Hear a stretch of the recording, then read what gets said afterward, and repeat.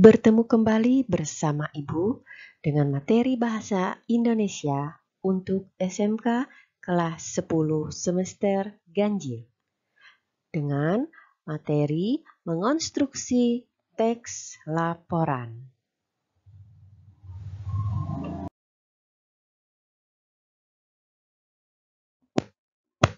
Indikator dari materi mengonstruksi teks laporan. Setelah mempelajari materi ini, kamu diharapkan mampu. Yang pertama, melengkapi gagasan pokok dan gagasan penjelas. Yang kedua, menyusun teks laporan hasil observasi dengan memperhatikan isi dan kebahasaan.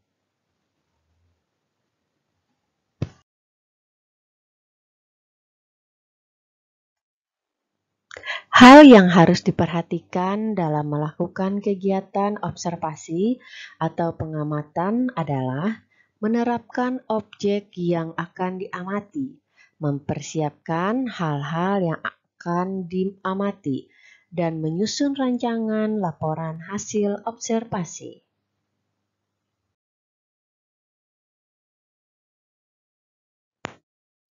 Kegiatan pertama, melengkapi gagasan pokok dengan gagasan penjelas.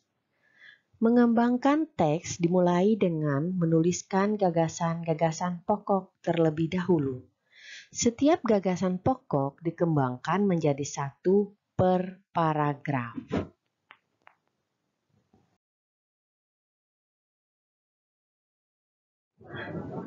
Perhatikanlah contoh rangkaian gagasan pokok berikut. 1. Merpati sering disamakan dengan dara karena termasuk dalam ordo yang sama. Kedua, merpati dan dara adalah burung yang berbadan gempal dengan leher pendek, paruh ramping pendek, dan ker berair. 3. Merpati dan dara memiliki spesies yang bermacam. Keempat, berbagai spesies merpati dan dara dimanfaatkan sebagai burung hias.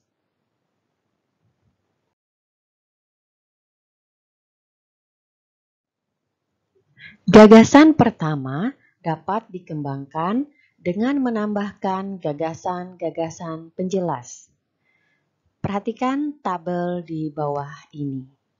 Di sini terdapat gagasan pokok, yaitu Ibu bacakan.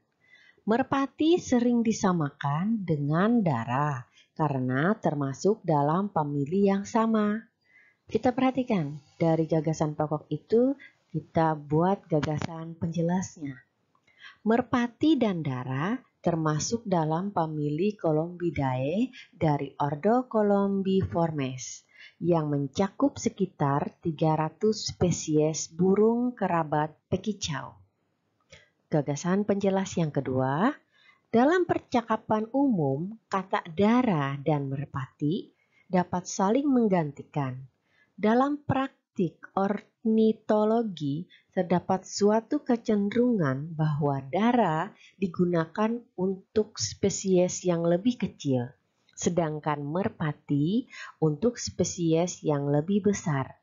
Namun, hal tersebut tidak diterapkan secara konsisten.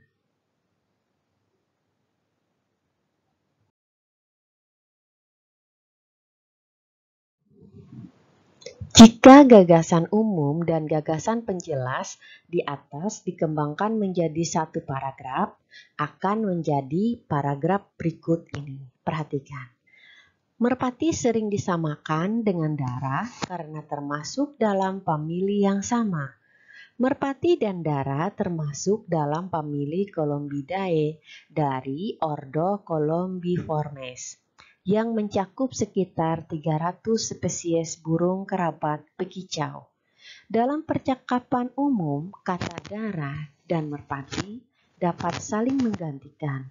Dalam praktik ornitologi, terdapat sesuatu kecenderungan bahwa dara digunakan untuk spesies yang lebih kecil, sedangkan merpati untuk spesies yang lebih besar. Namun, hal tersebut tidak diterapkan secara konsisten.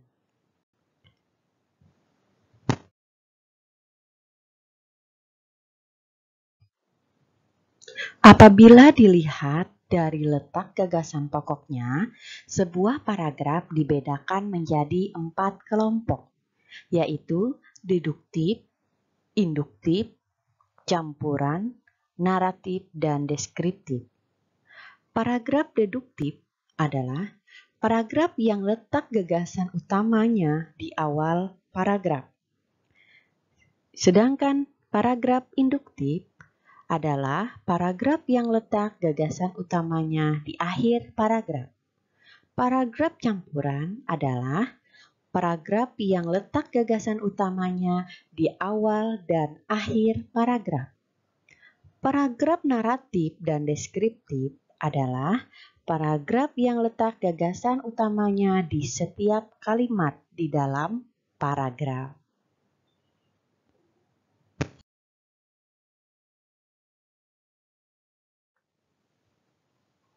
Pada pelajaran kali ini, kita hanya akan mempelajari tentang paragraf deduktif dan induktif. Ibu akan jelaskan kembali, biar kalian ingat apa itu paragraf deduktif dan induktif. Paragraf deduktif adalah paragraf yang letak gagasan utamanya di awal paragraf. Sedangkan paragraf induktif adalah paragraf yang letak gagasan utamanya di akhir paragraf.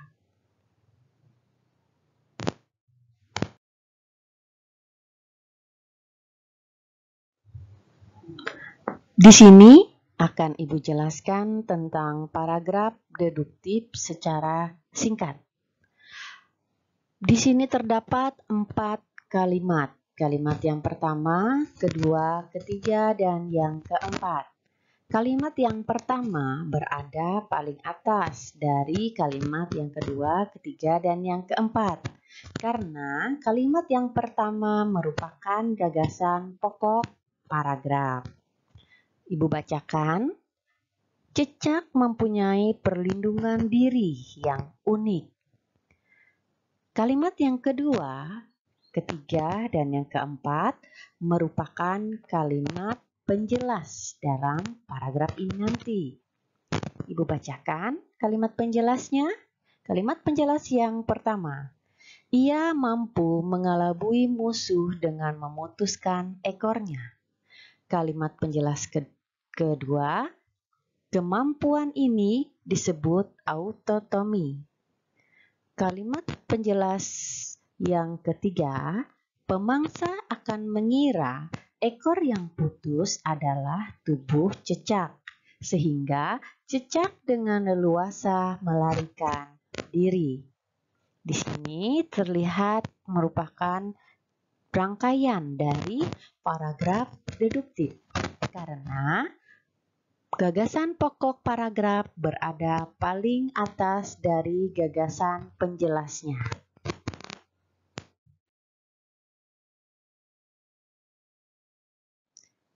Sekarang, Ibu akan jelaskan tentang paragraf induktifnya. Di sini terlihat ada 4 kalimat. Kalimat yang pertama, kalimat kedua, kalimat yang ketiga berada pada bagian atas dari kalimat yang keempat. Kalimat yang pertama, kedua, dan yang ketiga merupakan kalimat penjelas. Sedangkan kalimat yang keempat atau yang terakhir merupakan gagasan pokok. Ibu akan bacakan kalimat yang pertama yang merupakan gagasan penjelas. Ia mampu mengelabui musuh dengan memutuskan ekornya.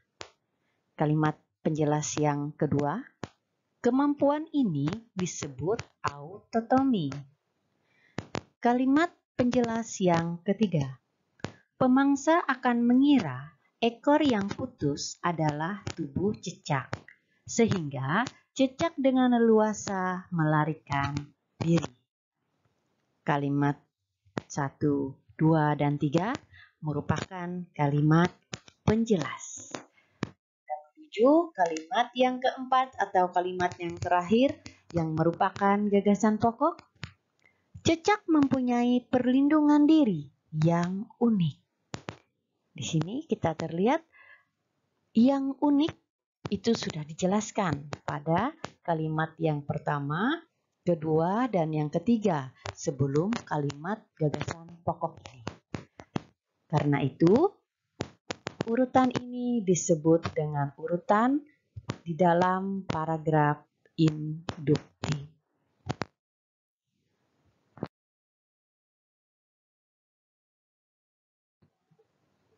Di sini akan Ibu jelaskan paragraf deduktif yang sudah menjadi paragraf. Dengan gagasan pokok, kelelawar memiliki manfaat bagi kehidupan manusia. Kita perhatikan di paragrafnya, kelelawar seperti halnya binatang lain memiliki manfaat bagi kehidupan manusia. Kelelawar pemakan nektar, membantu penyerbukan bunga. Selain itu, kelelawar pemakan serangga, menjauhkan manusia dari gigitan nyamuk. Bahkan, hasil penelitian menunjukkan bahwa kelelawar pamper dapat digunakan untuk mengobati pasien sakit jantung dan stroke. Di sini kita perhatikan yang sudah Ibu hitamkan tulisannya. Gagasan pokok terdapat pada bagian pertama paragraf. Karena itu, paragraf ini disebut dengan paragraf deduktif.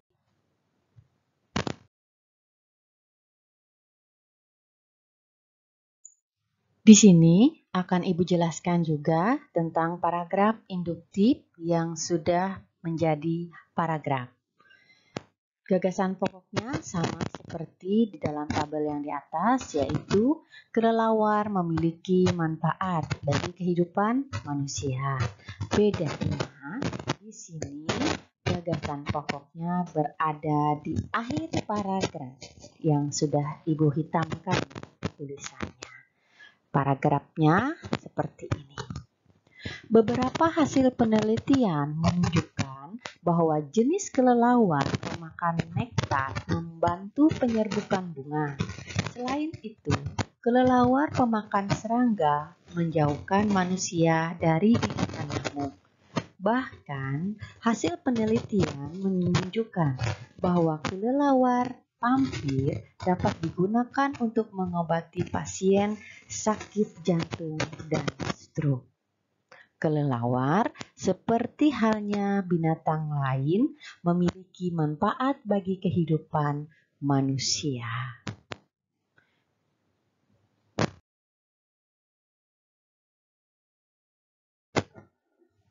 Inilah tugas kalian pada minggu ini.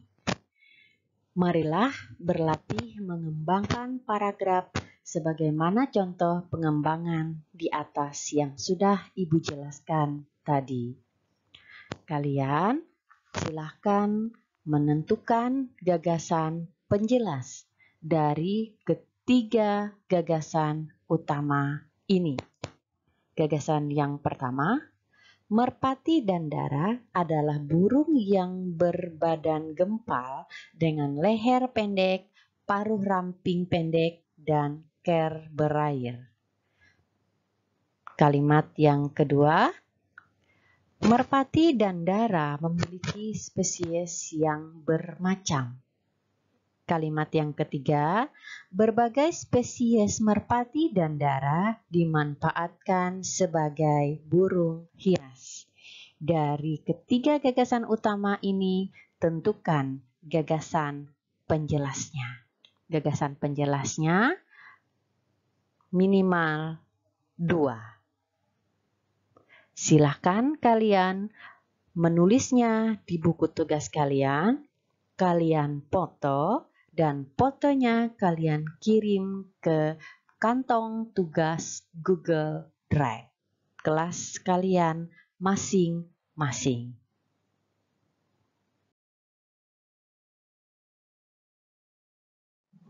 Kegiatan kedua kalian, yaitu menyusun teks laporan hasil observasi.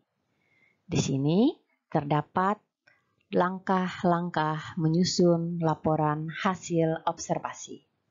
Yang pertama, menentukan objek yang akan kamu amati.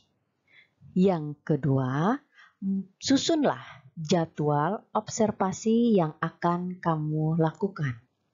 Ketiga, lakukanlah observasi terhadap objek tersebut dengan menyiapkan pertanyaan atau poin-poin pengamatan terlebih dahulu. Yang keempat, catatlah hasil observasi kamu. Bila memungkinkan, ambil foto dan videokan observasi kamu.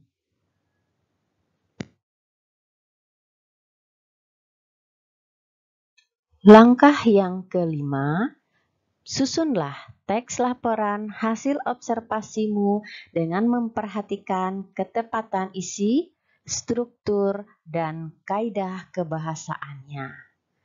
Yang keenam, presentasikan teks laporan hasil observasimu di hadapan teman-temanmu.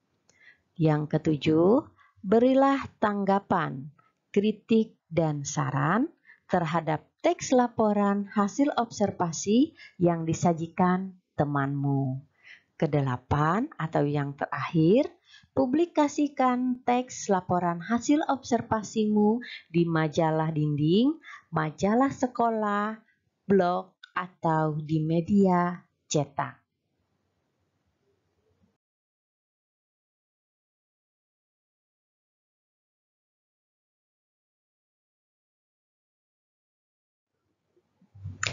Demikian materi kita pada pertemuan keempat ini.